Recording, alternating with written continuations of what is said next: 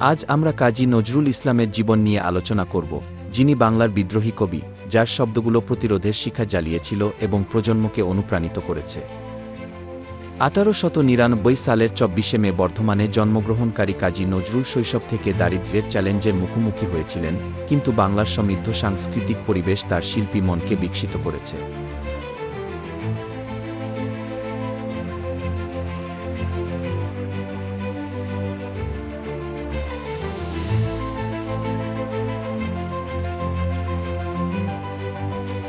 নজরুল প্রথম বিশ্বযুদ্ধে ব্রিটিশ ভারতীয় সেনাবাহিনীতে যোগদান করেন, যেখানে তিনি প্রচুর পরিমাণে লেখা শুরু করেন, তার আবেগ কবিতায় তুলে ধরতে থাকেন।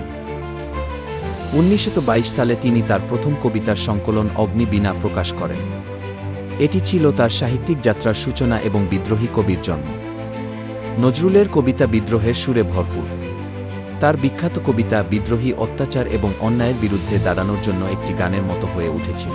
শিরিনে হারিয়ামারি নত শিরই শিখরে মাত্রের বলবীর বল মহাবিশ্বের মহাকাশ ফাড়ি চন্দ্র সূর্য গ্রহ তারা ছাড়ি ভুলোক দুলোক গোলোক ভেদিয়া খোদার আসন আরশ ছেদিয়া উঠিয়াছে চির বিস্ময় আমি বিশ্ববিধাত্রীর মম ললাটের রুদ্র ভগবান জলে রাজ রাজ টিকা দীপ্ত জয়শ্রীর বলবীর আমি চির উন্নত শীর আমি চিরদুর্দম দুর্বিনীত নৃশংস মহাপ্রলয়ের আমি নটরাজ আমি সাইক্লোন আমি ধ্বংস আমি মহাভয় আমি অভিশাপ পৃথ্বীর আমি দুর্বার আমি ভেঙে করি সব চুরমার আমি অনিয়ম শৃঙ্খল আমি তুলে যাই যত বন্ধন যত নিয়ম কানুন শৃঙ্খল আমি মানি না কোনো আইন আমি ভরা তরি করি ভরা ডুবি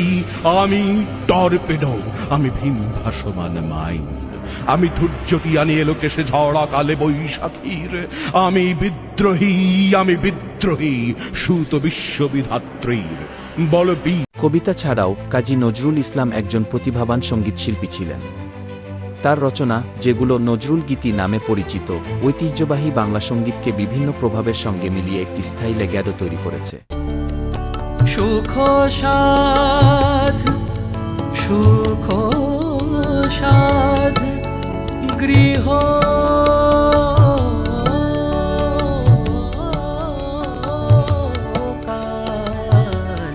নিজ গৃহে বনবাস শয়ন পিয়া মোর চাটন মন ঘরে রয়না পিয়া মোর চাটন মন ঘরে রয়না।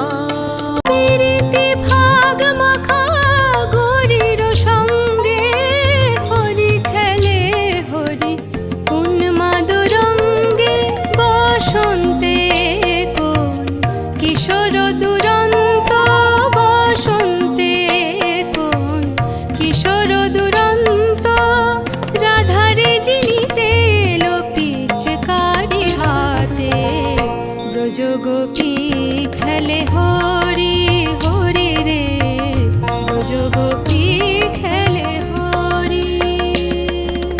1940-এর দশকের শেষের দিকে নজরুলের স্বাস্থ্যের অবনতি শুরু হয়, যার ফলে তিনি লিখতে অক্ষম হয়ে পড়েন। তিনি কলকাতায় তার শেষ বছরগুলো কাটান, যেখানে তিনি তার অবদানের জন্য স্বীকৃতি পান।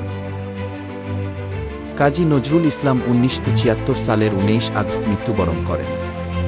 আজ তিনি বাংলাদেশের জাতীয় কবি হিসেবে সম্মানিত এবং তার রচনা মুক্তি, সমতা এবং মানবতার থিমগুলোকে অনুপ্রাণিত করে।